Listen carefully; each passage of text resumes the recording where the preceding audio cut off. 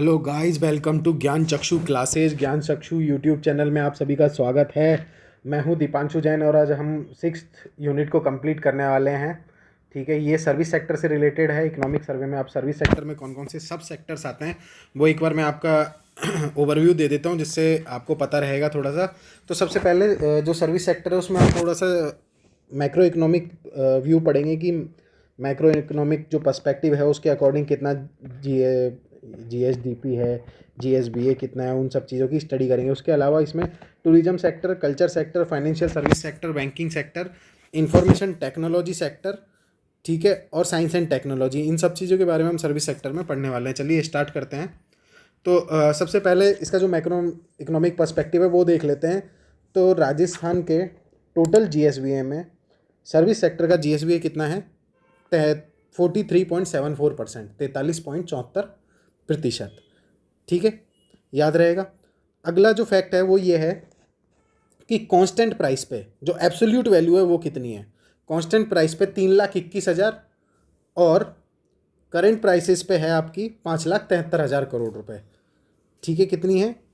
Constant prices पे 3,21,000 करोड़ रुपए और करंट प्राइसेस पे 5,73,000 करोड़ रुपए। ठीक है, ये क्लियर रहेगा। चलिए आगे चलते हैं। अब ये दोनों आपको फैक्ट याद करने हैं, दोनों पूछे जा सकते हैं डायरेक्ट, ठीक है, पेपर में। चलिए आगे चलते हैं। आगे क्या है कि भाई सबसे ज़्यादा जो अपना कंट्रीब्यूशन है, ठीक है, सेक्टर वाइज यदि कंट्रीब्यूशन देखें पूरे सर्विस सेक्टर में, तो उसमें भी सबसे ज़्यादा किसका आएगा? तो उसमें भी सबसे ज़्यादा ट्रेड, होटल्स और रेस्टोरेंट का आएगा। किसका आएगा? ट्रेड, होटल्स एंड रेस्टोरेंट का आएगा। उसके बाद सेकंड नंबर पे real estate, ownership, dwelling and professional services का। ठीक है, और थर्ड नंबर पे कौन सा आ जाएगा? मतलब दूसरी अदर सर्विसेज जो हैं वो थर्ड नंबर पे आ जाएंगी। ठीक है, तो आपको दो जो स्टार्टिंग के वो याद रखने हैं। पहले नंबर पे कौन है? सर्विस सेक्टर में भी जो सेक्टरल कंट्रीब्यूशन है उसमें सबसे ज़्यादा किसका है? ट्रेड, होटल्स और रेस्टोरेंट का। सेकंड नंबर पे किसका है?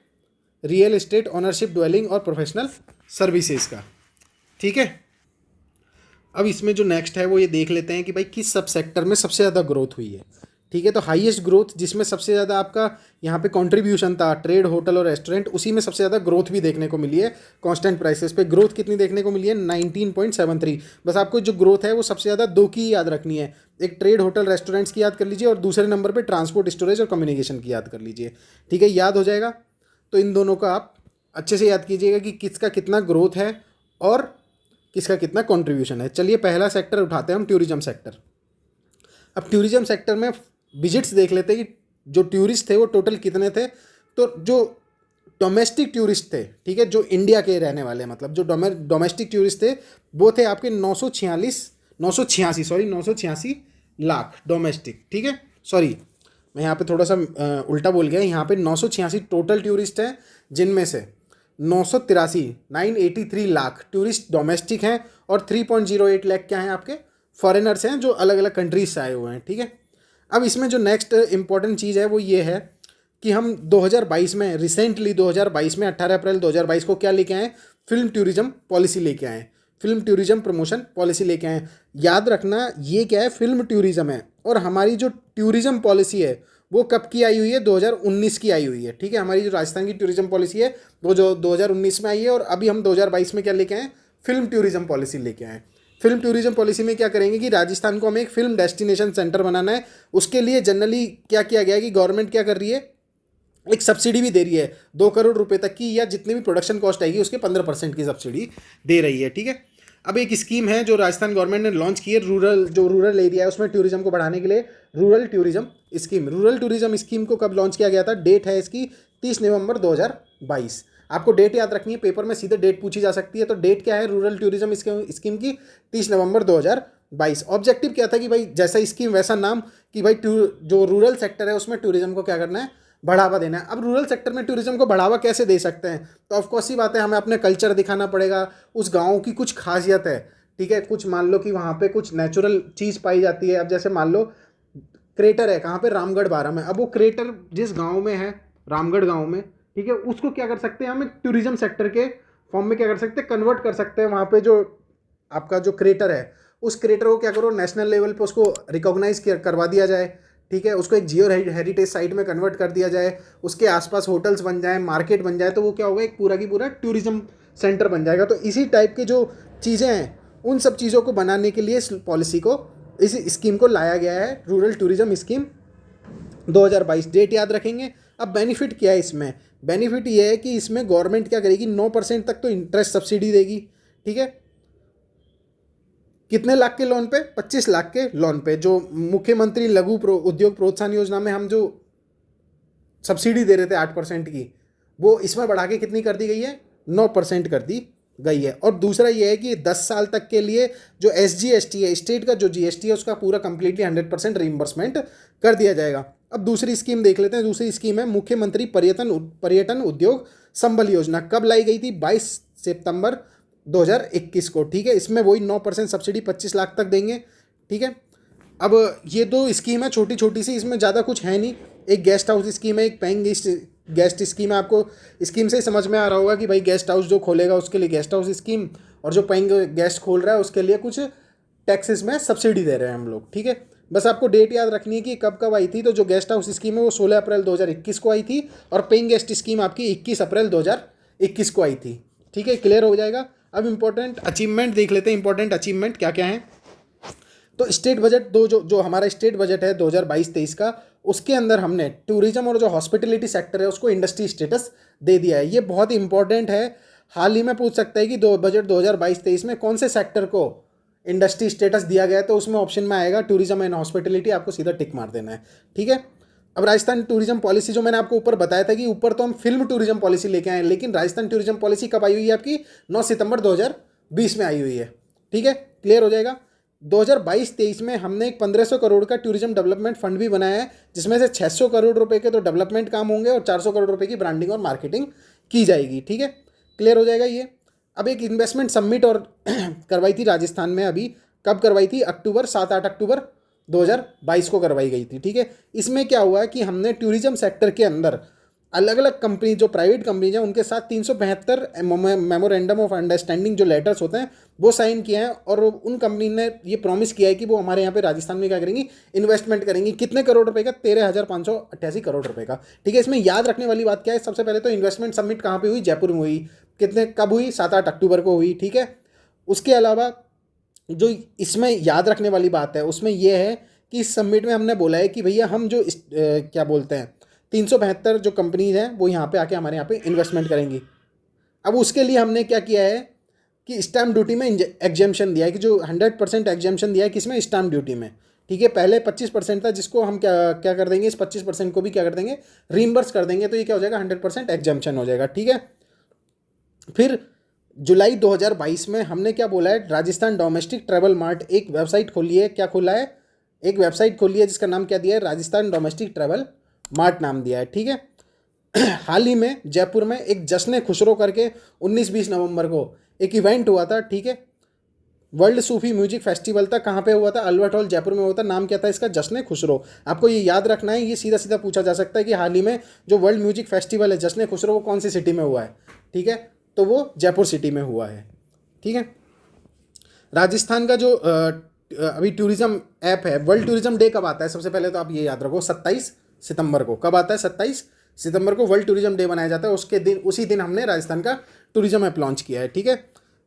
राजस्थान पूरे देश में सेकंड नंबर पे है इस टाइप की ऐप लॉन्च करने वाला, ठीक है।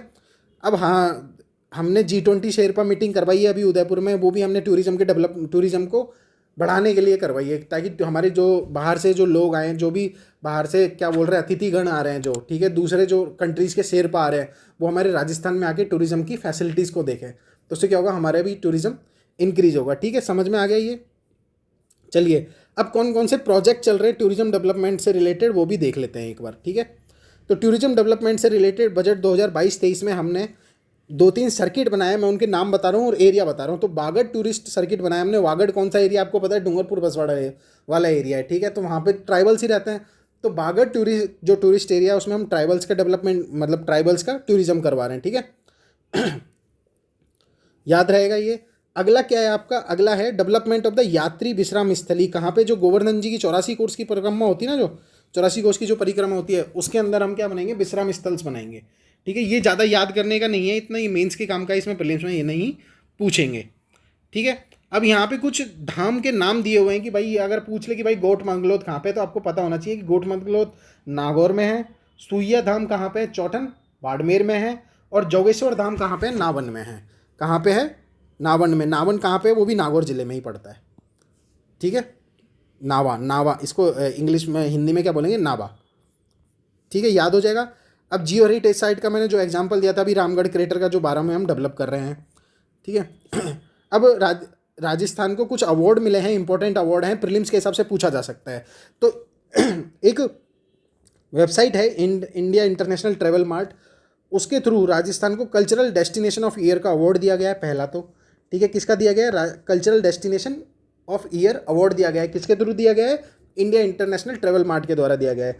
दूसरे नंबर पे heritage destination in India silver award for Kumbhalgarh and Chittorgarh fort, ठीक है। ये कौन दे रहा है, ये आउटलुक ट्रैवलर अवार्ड दे रहा है। कौन दे रहा है, Outlook Traveller, Outlook Traveller award दे रहा है। कहाँ पे, न्यू दिल्ली में। क्या नाम क्या है, heritage destination in India silver award for Kumbhalgarh and Chittorgarh fort, ठीक है। तीसरे नंबर पे क्या है, favourite leisure destination in India, favourite leisure destination, leisure मतलब आलस के, जब आपको आलसी आलसी आप जब होते हो, जब आपके पास छुट्टी है, तो आपकी फेवरेट डेस्टिनेशन क्या होगी, तो वो राजस्थान टूरिज्म को वो अवार्ड मिला है। किसके द्वारा मिला है, Conde nest readers travel award, ठीक है। एक जो लास्ट सबसे इंपॉर्टेंट है वो है best state award 2022 for Rajasthan tourism in domestic destination category. किसके अंदर, डोमेस्टिक डेस्टिनेशन कैटेगरी के अंदर।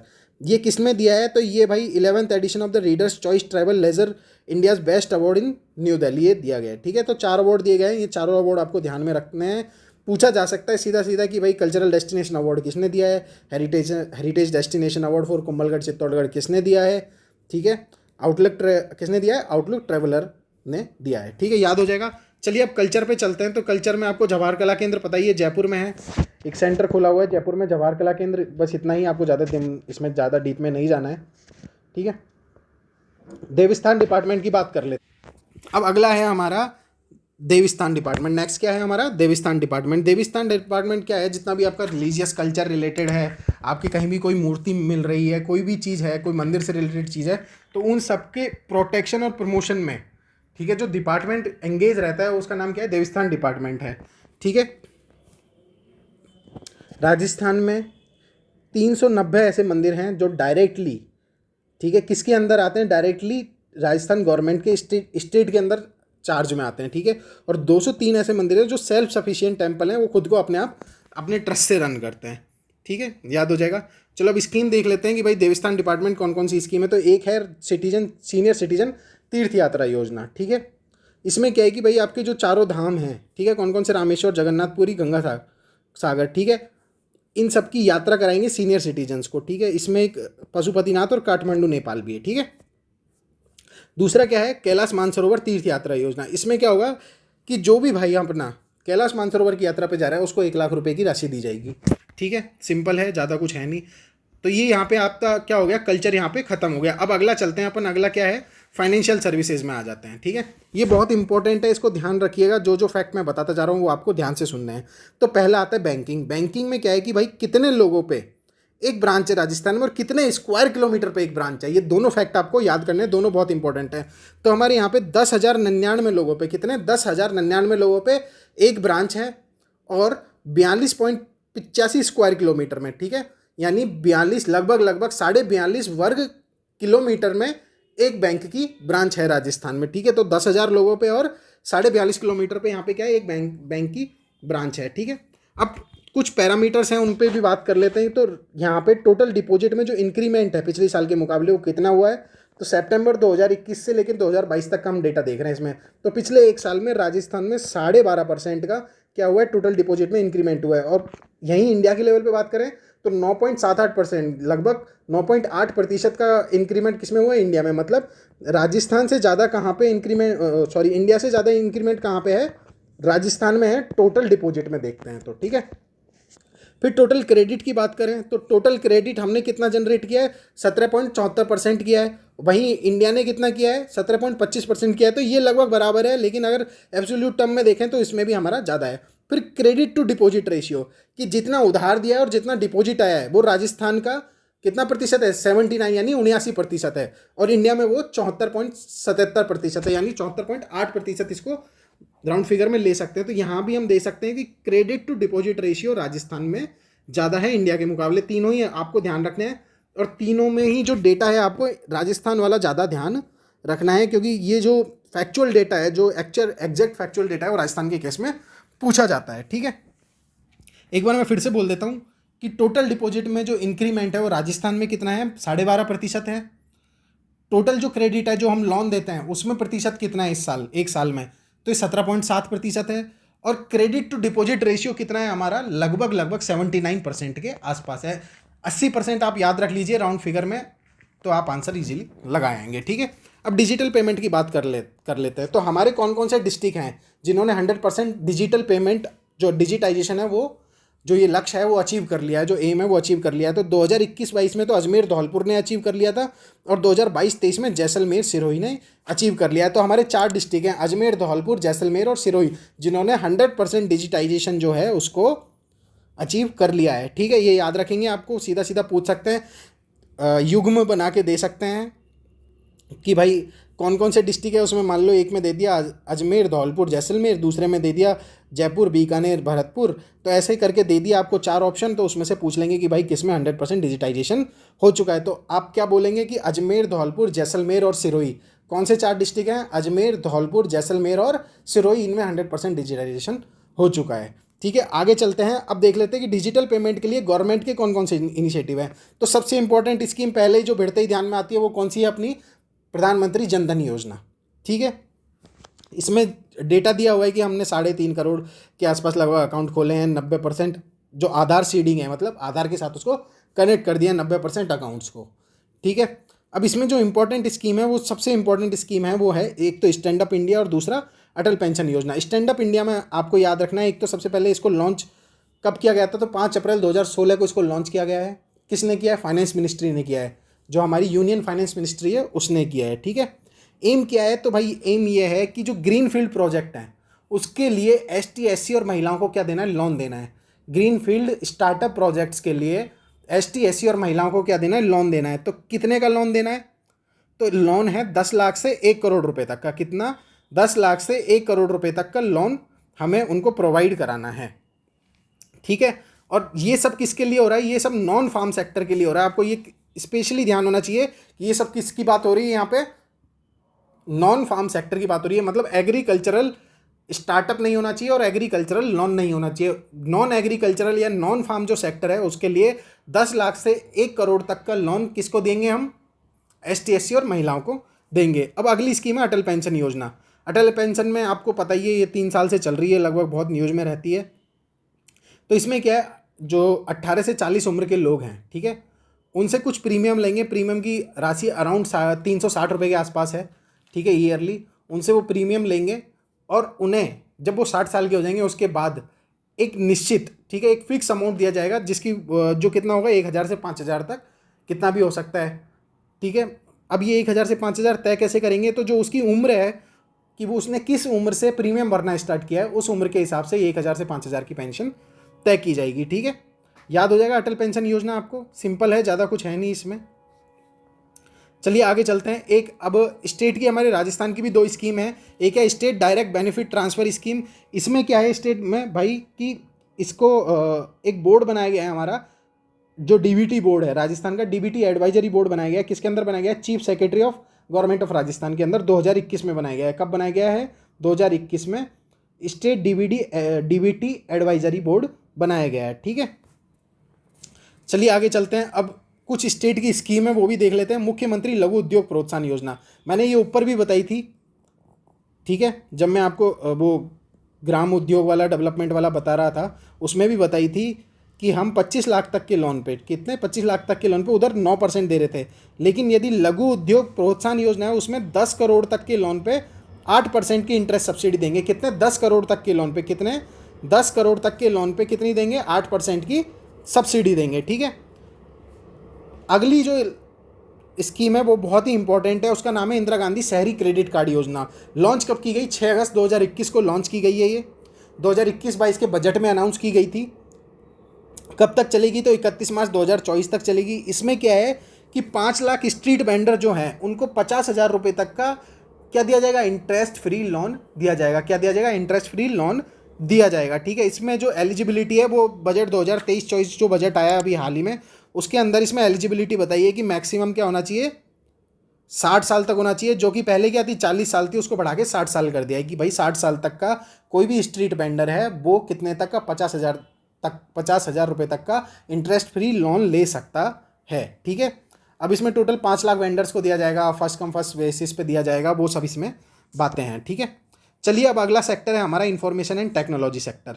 अब इसमें क्या है कि जो पढ़ना है वो ये है कि भाई आपका जो साइंस एंड टेक है और जो आईटी कम्युनिकेशन सेक्टर है, इन दोनों को आपको एक साथ मिला के पढ़ना है। ठीक है, इसमें क्या है कि कुछ तो स्कीम है, कुछ सेंटर हैं जो हम बना रहे हैं, उनके बारे में ध्यान रखना है। तो हाल ही में हमने Rajiv Gandhi centre of advance technology, ये जो सेंटर हैं ये ओपन किए हैं। कहाँ पे? जयपुर और जोधपुर में। कब इनोग्रेशन किया था? इसका नाम क्या है?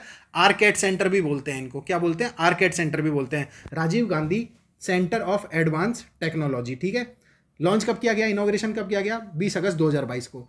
तो आपको अगर डेट भी याद नहीं है तो आप याद रखिए कि 2022 में हमने आरकेट सेंटर खोले। कहाँ पे खोले? जयपुर में खोले। जयपुर में जो रहता है वो जानता भी होगा कि आरकेट सेंटर आपके जो एसएमएस है उसके जस्ट थोड़ा सा आगे चल के अपोजिट साइड में खुला हुआ है।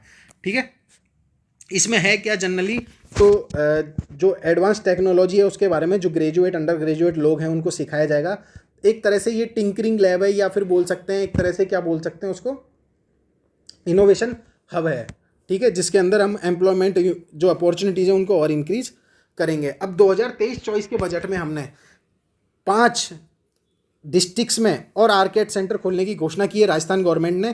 कहाँ कहाँ पे की है? अजमेर, भरतपुर, बीकानेर, कोटा और उदयपुर। ठीक है, जो मेजर सिटीज़ हैं उनका नाम याद रख लीजिए, बस इसमें अलवर नहीं है, ये याद रखिएगा। कौन कौन सी हैं? अजमेर, भरतपुर, बीकानेर, कोटा और उदयपुर। जयपुर जोधपुर पहले से था, अब कौन कौन से जुड़ गए हैं? अजमेर, भरतपुर, बीकानेर, कोटा और उदयपुर। याद हो जाएगा। चलिए आगे बढ़ते हैं। अगला है Rajiv Gandhi fintech digital institute. तो ये कब ओपन किया गया है? इसकी आप डेट भी याद रखिए। जो Rajiv Gandhi fintech digital institute है इसकी डेट भी याद रखिए, कब खोला गया है? 13 नवंबर 2022 को खोला गया है। कहाँ पे खोला गया है? कारवाड़, जोधपुर में खोला गया है। ठीक है, और ये इंडिया की मतलब सेकंड डिजिटल यूनिवर्सिटी भी है। फर्स्ट डिजिटल यूनिवर्सिटी कहाँ खोली गई थी? केरल में खोली गई थी इंडिया की। ठीक है, याद रहेगा। चलिए आगे चलते हैं।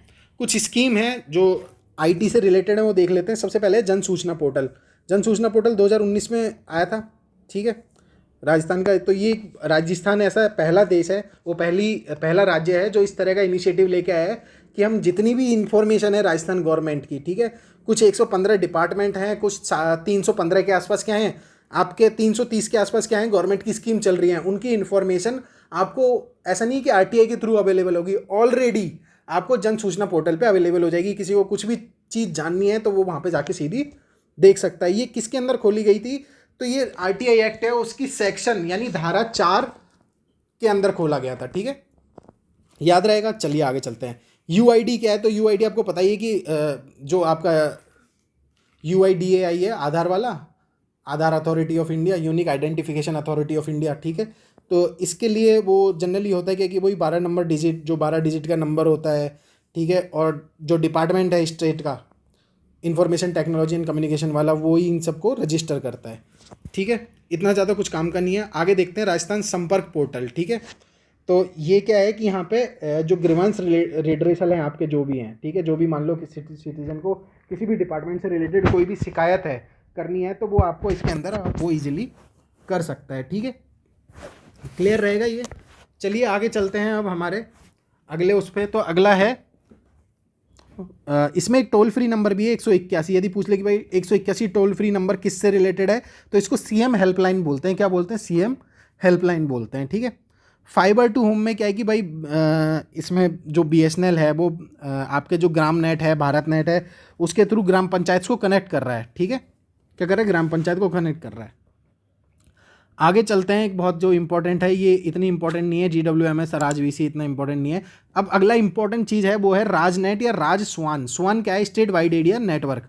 Rajasthan state wide area network. तो इसमें क्या है, जो आपके ग्राम पंचायत है उनको कनेक्टेड किया जाएगा। ग्राम पंचायत को क्या किया जाएगा? कनेक्टेड किया जाएगा। किसके द्वारा किया जाएगा? अब ग्राम पंचायत को कनेक्ट कैसे कर रहे हैं, तो हम यहाँ पे क्या कर रहे हैं कि इंटरनेट जो कनेक्टिविटी है उसको लेके आ रहे हैं ग्राम पंचायत में। किसको लेके आ रहे हैं? इंटरनेट कनेक्टिविटी को लेके आ रहे हैं, ठीक है। किसके थ्रू लेके आ रहे हैं? तो राजस्वान नाम का हम क्या बना रहे हैं? एक नेटवर्क बना रहे हैं, Rajasthan state wide area network बना रहे हैं, ठीक है। अगर आपसे पूछ ले राजस्वान क्या है तो आपको याद होना चाहिए यहाँ पे, ठीक है। चलिए, राज वाईफाई क्या है इसमें? तो वही ग्राम पंचायत को वाईफाई स्टेट जो वाईफाई हॉटस्पॉट है उनके द्वारा जोड़ना। राज क्या है? एक आईटी प्लेटफॉर्म है जो हमारे जितने भी काम होते हैं राजस्थान गवर्नमेंट के उनको ऑनलाइन, ठीक है, इफेक्टिवली करने के लिए राजकाज नाम का क्या खोला गया? एक पोर्टल खोला गया है। अब ई मित्र आपको बहुत इंपॉर्टेंट है, आपको पता होना चाहिए कि जो ई मित्र की सर्विस है वो 2002 से स्टार्ट हुई है।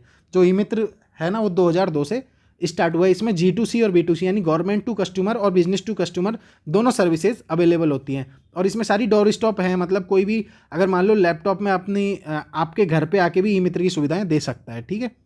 चलें आगे। ई संचार और आई फैक्ट नाम के क्या है कि भाई हमने व्हाट्सएप और जो आपके क्या होते हैं वॉइस कॉल हैं, SMS हैं, इस टाइप के क्या खोले हैं सेंटर, वो क्या बोलते हैं चैनल खोले हुए हैं। जो सिटीजन्स हैं उनको डिपार्टमेंट ऑफिशियल, जो सिटीजन्स हैं और डिपार्टमेंट ऑफिशियल हैं उनको इन्फॉर्मेशन सेंड करने के लिए, ठीक है। अब हमने क्या किया हुआ है कि 2 यूनिवर्सिटीज़ हम जो कैपेसिटी बिल्डिंग है हमारी IT से रिलेटेड या कम्युनिकेशन से रिलेटेड, उसके लिए एक यूनिवर्सिटी खोल रहे हैं जिसका नाम है Indira Gandhi national open university. के अंदर हमने एक प्रोग्राम चलाया है IT स्किल डेवलपमेंट प्रोग्राम, ठीक है। और एक सेंटर खोला है Rajasthan knowledge corporation limited RKCL, ठीक है, याद रहेगा ये आपको। अब आई स्टार्ट क्या है? आई स्टार्ट RAS 2021 का क्वेश्चन है, पूछा हुआ है ये। आई स्टार्ट क्या है? तो आई स्टार्ट क्या है? एक ऐप है, मतलब जिसके अंदर जो रूरल इनोवेशन है, ठीक है, चैलेंजेज हैं, उन सबको क्या करने के लिए, सॉल्व करने के लिए हमने क्या खोला? आई स्टार्ट खोला है, ठीक है। आई स्टार्ट बनाया था, मतलब एक हमने एंटी पोचिंग और वाइल्ड लाइफ सर्वेलेंस के लिए भी एक ऐप या फिर बोल सकते हैं इंटीग्रेटेड सॉफ्टवेयर बनाया है जिसका नाम WS यानी wild life surveillance and anti poaching system APS रखा गया है, ठीक है, ये याद रहेगा। चलिए आगे चलते हैं। राज किसान साथी, ये बहुत इंपॉर्टेंट है, राज किसान साथी, ठीक है। इसका जो एम है वो क्या है? ईज ऑफ डूइंग फार्मिंग, ठीक है, ईज ऑफ डूइंग फार्मिंग। तो मतलब इसमें क्या होगा कि जन आधार के साथ राजस्थान सरकार ने हर इंडिविजुअल को क्या दिया हुआ है? एक कार्ड दिया हुआ है जिसको क्या बोलते हैं हम?